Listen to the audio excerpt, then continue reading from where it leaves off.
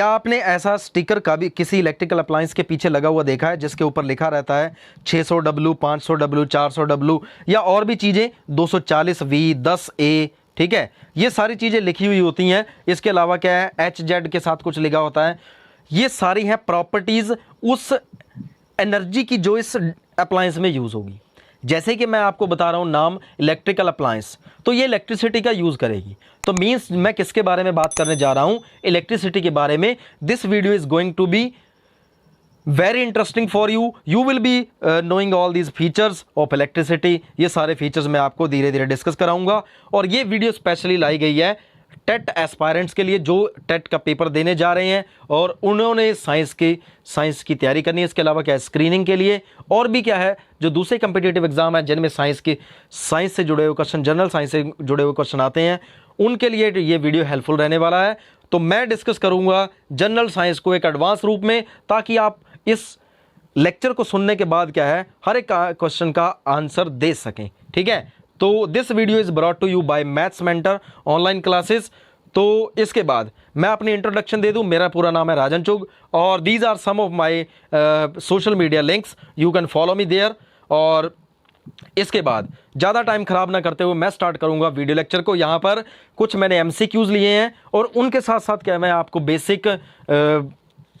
Basic में भी उनके लेके जाऊंगा। और इस वीडियो के अंदर मैं तीनों भाषाओं का यूज़ करूंगा, हिंदी, पंजाबी और इंग्लिश, ठीक है। क्वेश्चन इंग्लिश में रहेंगे, उनकी एक्सप्लेनेशन हिंदी और पंजाबी में रहेगी, so that you can understand it better, क्योंकि साइंस को समझना इंग्लिश में बहुत ही आसान रहता है, ठीक है। तो मैं बात करता हूं पहले क्वेश्चन की। पहला क्वेश्चन अगर पढ़ें, वर्क डन यानी कि जो काम किया गया in moving a unit charge, एक चार्ज को मूव कराने में, फ्रॉम अक्रॉस 2 पॉइंट, एक पॉइंट से उठा करके दूसरी जगह चार्ज को लाएगा। पहले मैं अगर आपको बता दूं चार्ज क्या होता है, आवेश, ठीक है। आवेश क्या होता है, एक ऐसी प्रॉपर्टी है जो आती है इंसुलेटर्स के ऊपर जब आप उनको रगड़ देते हैं, ठीक है। आपके साथ बहुत बार ऐसा हुआ कि आप बालों में अपने कंघी चलाओ और वो कंघी अगर आप जमीन पर पड़े हुए छोटे छोटे कागज के टुकड़ों के नज़दीक लेके जाओ तो वो उसके साथ चिपक जाते हैं, ठीक है। इसके साथ साथ कई बार ऐसा होता है कि आप गुब्बारे को क्या है कि ऊन के कपड़े के ऊपर रगड़ के दीवार से लगा दे तो वो चिपक जाता है। वो सारे क्या हैं, वो सारी प्रॉपर्टीज आती हैं किसकी वजह से, आवेश की वजह से। अब दो चीज़ों को आप रगड़ रहे हो तो उनके बीच में घर्षण पैदा होगा, जैसे इंग्लिश में कहते हैं फ्रिक्शन। फ्रिक्शन क्या करता है, वहां पर एनर्जी पैदा करता है। एनर्जी पैदा होने की वजह से दोनों चीजें जो रगड़ी जा रही हैं आपस में, उनमें ट्रांसफर हो जाएगा। किसका ट्रांसफर हो जाएगा, ट्रांसफर हो जाएगा इलेक्ट्रॉन्स का। अगर आपने साइंस पढ़ी है तो इलेक्ट्रॉन्स के बारे में आपको पता होगा, अगर नहीं भी पता तो मैं डिस्कस करने जा रहा हूं आगे, ठीक है। इलेक्ट्रॉन्स के एक्सचेंज की वजह से एक चीज इलेक्ट्रॉन ले लेगी, एक इलेक्ट्रॉन दे देगी, ठीक है, जिससे क्या होगा, दोनों के बीच में क्या पैदा हो जाएगा, दोनों के ऊपर क्या पैदा हो जाएगा, चार्ज, ठीक है, जिसे क्या कहते हैं आप, आवेश, ठीक है। अब यहां पर मैं अब आपको बताऊं चार्ज क्या है। चार्ज एक ऐसी प्रॉपर्टी है जो पैदा हो जाती है जब कोई बॉडी इलेक्ट्रॉन लूज करती है या ले लेती है। जब उससे इलेक्ट्रॉन चले जाएंगे या उसके पास आ जाएंगे तो उसके पास क्या आ जाएगा, चार्ज। और अब ये एक्सचेंज कैसे होता है वो भी मैं बताऊंगा। चार्ज दो तरह के हैं और चार्ज के बारे में किसने बताया, बेंजामिन फ्रैंकलिन। ये नाम आपने सुना होगा, अमेरिका से जुड़ा हुआ बंदा बेंजामिन फ्रैंकलिन, वहां का राष्ट्रपति रह चुका है। उन्होंने ये दोनों नाम दिए, पॉजिटिव और नेगेटिव चार्ज, धनात्मक और ऋणात्मक आवेश। ये दोनों नाम किसके द्वारा दिए गए, बेंजामिन फ्रैंकलिन के द्वारा।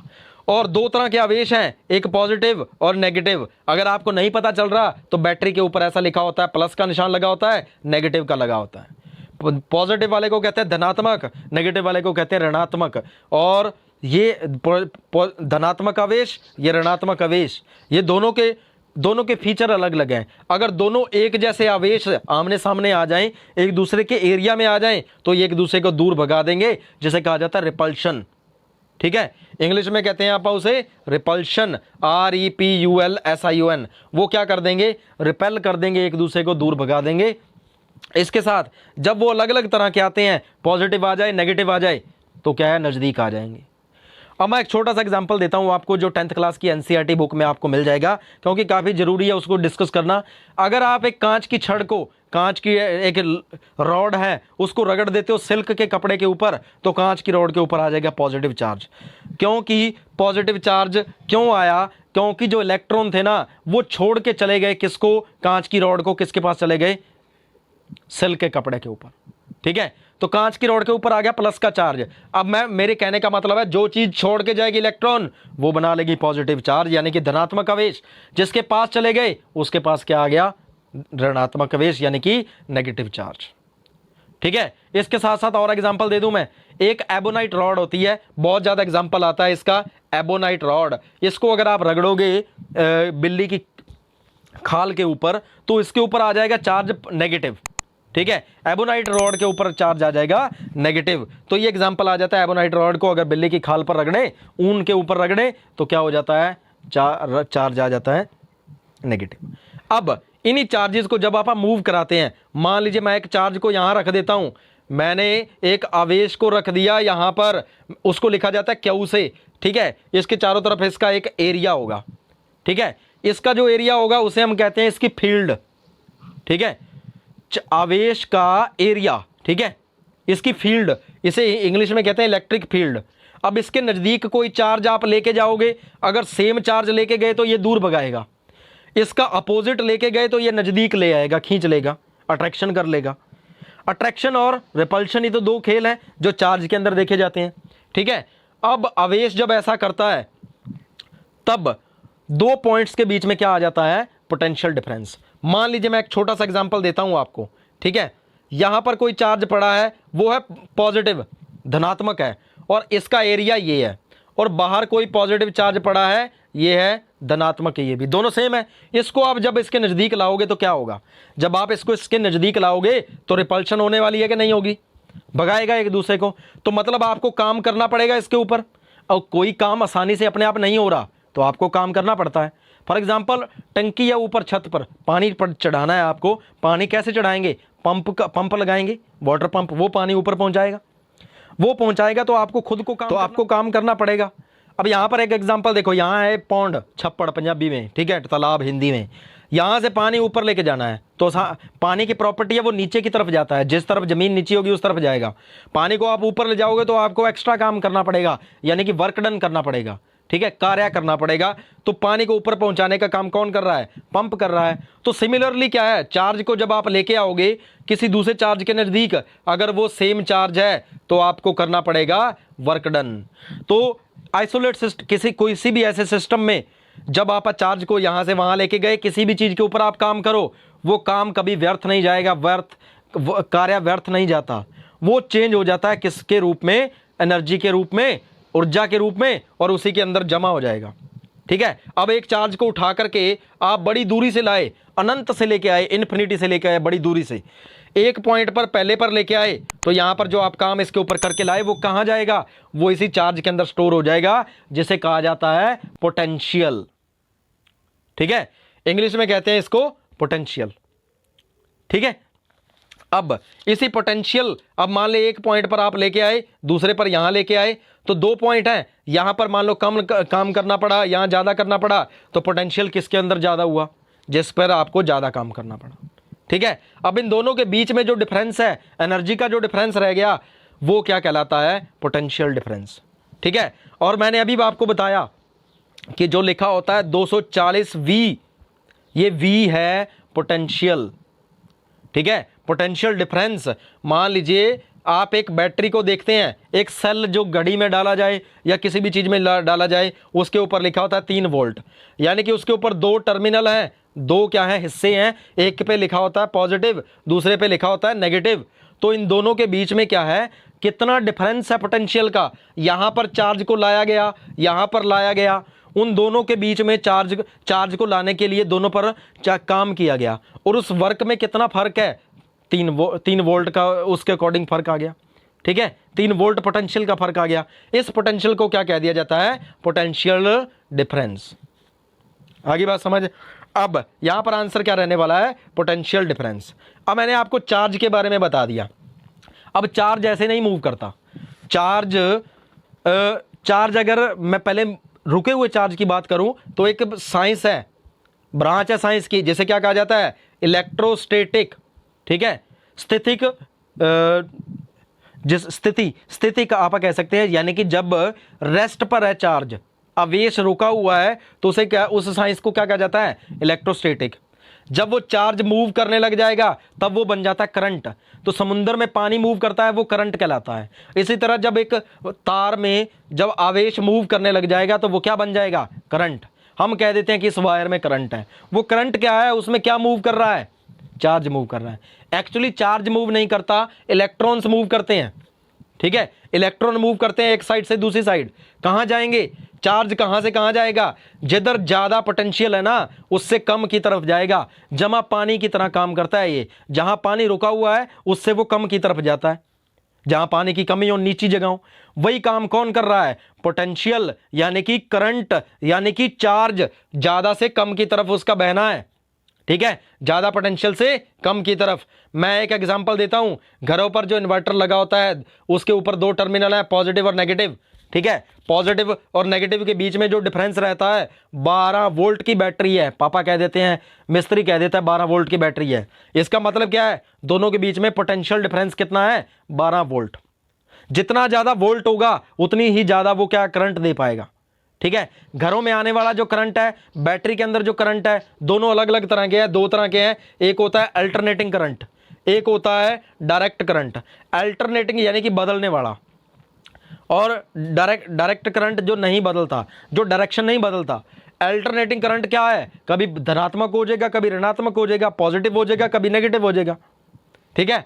डायरेक्ट करंट, दिष्ट धारा, इसे कहते हैं दिष्ट धारा, ठीक है। तो ये क्या है, ये ऐसा करंट है जो कभी बदलता नहीं है। अब मैंने आपको बता दिया करंट क्या होता है। करंट होता है जब चार्ज मूव करने लग जाए किसी वायर के अंदर, तार के अंदर जब चार्ज मूव करेगा उसे क्या कहेंगे, करंट। और मूव कौन करा रहा है, जो बैटरी आपने लगाई, और बैटरी के पास क्या है, पोटेंशियल डिफरेंस है। पोटेंशियल डिफरेंस कैसे पैदा हुआ, जब आपने इसको चार्ज लगाया, ठीक है। दोनों टर्मिनल जो दोनों क्या है, पॉइंट है, उसके बीच में पोटेंशियल डिफरेंस है, वो धक्का मार रहा है किसको, चार्ज को मूव करा रहा है।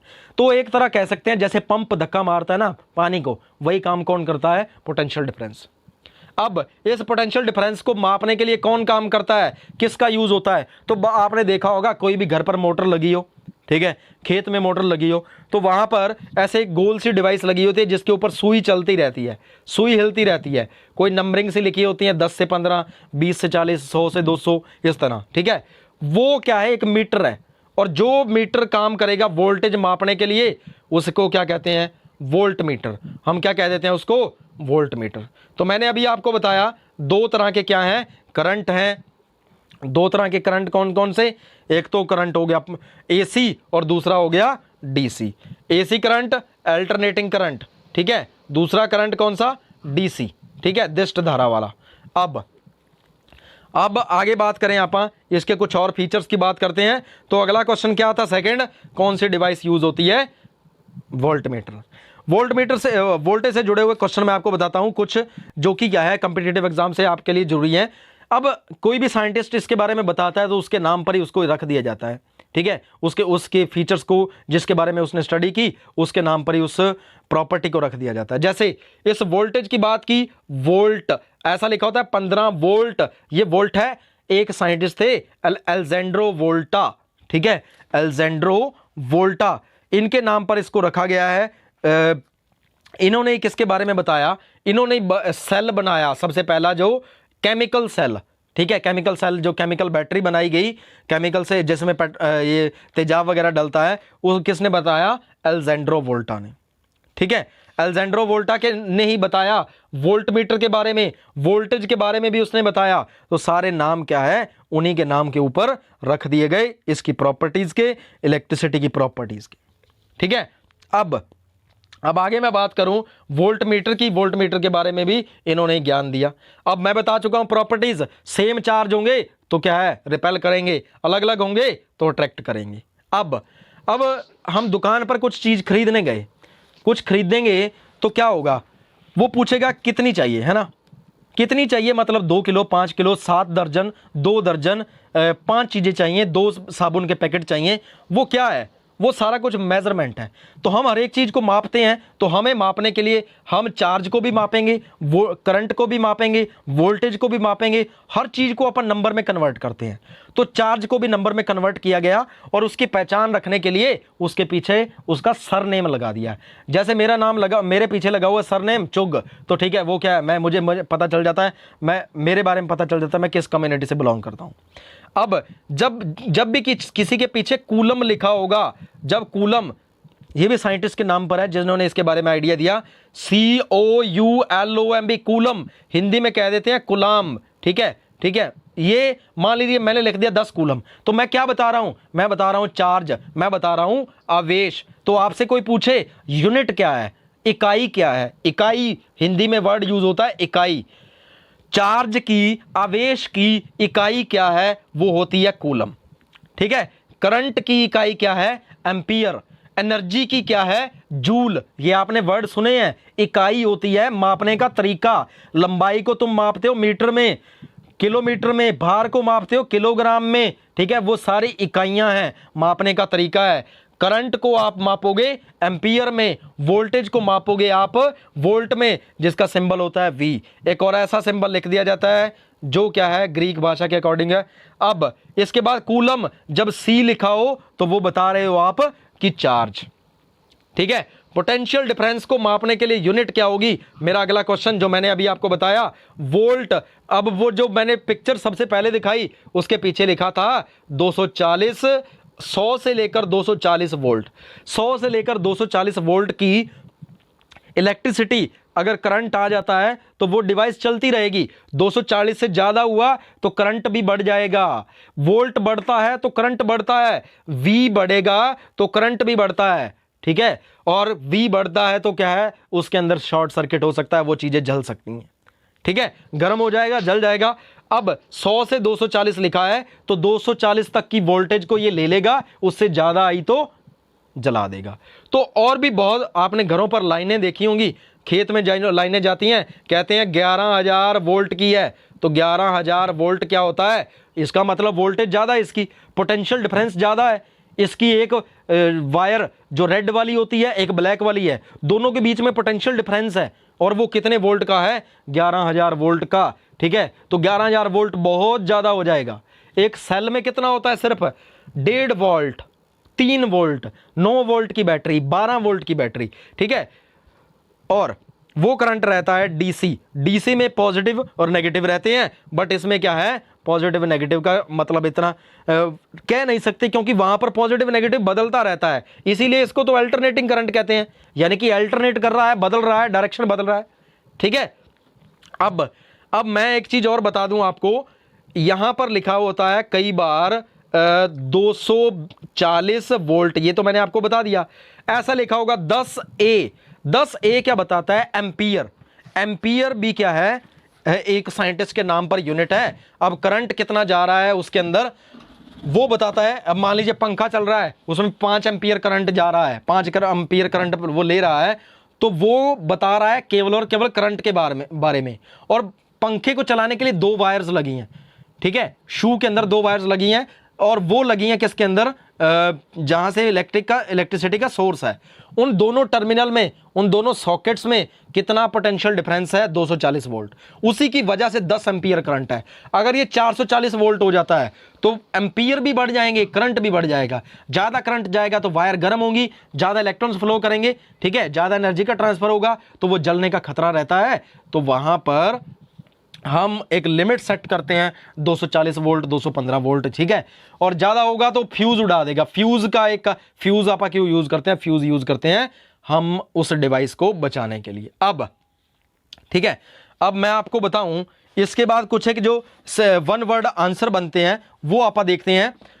एक ऐसे 2 तरह का करंट बताया मैंने आपको, एसी करंट और डीसी करंट।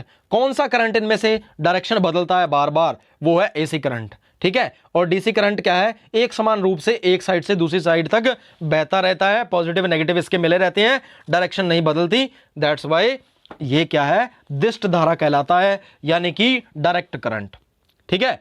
अब एक क्वेश्चन और, अगर मान लीजिए किसी भी सेल के अंदर, एक सेल था आपके पास, उसके ऊपर पॉजिटिव चार्ज नीचे नेगेटिव, इसका पोटेंशियल डिफरेंस खत्म हो गया, ये 1.5 वोल्ट था शुरू में, खत्म हो गया, 0 वोल्ट रह गया, तो क्या ये चलेगा? नहीं चलेगा।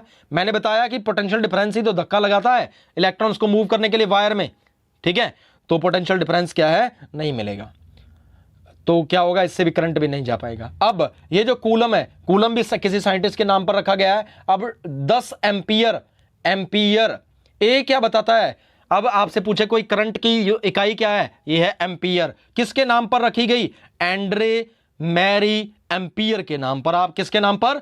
एंड्रे मैरी एम्पियर के नाम पर। वो कहां से थे? वो थे फ्रांस से, ठीक है। वो एक मैथमेटिशियन थे, गणितज्ञ थे, इसके साथ साथ फिजिक्स का भी ज्ञान रखते थे। अब इसके बाद क्या है? अब आपसे कोई पूछे क्या हम एसी को डीसी में बदल सकते हैं? एसी करंट जो घरों में आ रहा है, जो बाहर से बड़ी बड़ी लंबी लाइनें बिछा करके आ रहा है, उसको डीसी में बदला जा सकता है? हाँ जी, बदला जा सकता है। किसकी हेल्प से बदला जाएगा? रेक्टिफायर की हेल्प से। आप याद रखें, किसकी हेल्प से बदला जाएगा? रेक्टिफायर की हेल्प से। तो घरों में इन्वर्टर जो लगा है, इन्वर्टर क्या कर रहा है? बैटरी चार्ज कर रहा है। बैटरी के अंदर क्या है? चार्ज ही तो स्टोर हो रहा है। डीसी करंट पैदा हुआ, बैटरी के अंदर डीसी हो गया, जैसे ही लाइट गई, डीसी को क्या है? इन्वर्टर दोबारा बदलेगा एसी में, और हमारे घर के डिवाइसेस, टीवी, पंखे, ये सब कुछ चलने लग जाता है, ठीक है। अब मैंने एक और चीज बताई, एक बताया कि जितना पोटेंशियल डिफरेंस ज्यादा होगा उतना ही सर्किट क्या, जितनी भी वायर्स घर में लगी हुई हैं उनमें करंट ज्यादा पास होगा। मान लीजिए पीछे से आ रही है 220 वोल्ट, अगर मैं कर देता हूं इसको 440 वोल्ट, तो क्या करंट बढ़ जाएगा? पूरे घर में बढ़ जाएगा। तो इसका मतलब क्या हुआ? जैसे जैसे V बढ़ता है, I भी बढ़ता है। इसे कहा जाता है, एक रूल होता है, एक लॉ है, जिसे कहा जाता है Ohm's law, OHM, Ohm's law. ये एक साइंटिस्ट के नाम पर रखा गया है, जॉर्ज सीमन ओम, ठीक है। जॉर्ज सीमन ओम के नाम पर। ये क्या थे? एक फिजिसिस्ट थे, ठीक है। तो आपको ये थोड़ी सी इंट्रोडक्शन मैंने दे दी है, ठीक है। तो ज्यादा वीडियो को मैं लंबा नहीं करूंगा। अगर आपको पसंद आए तो ये इंट्रोडक्टरी पार्ट था, तो आप कमेंट सेक्शन में मुझे बता सकते हैं। तो इससे भी बढ़िया बढ़िया वीडियोस आने वाली हैं। और कोई भी, if you are interested to have course अगर आपको चाहिए पूरा, तो you can contact the numbers given in description box. Thank you. That's all from my side. This is Rajan signing off.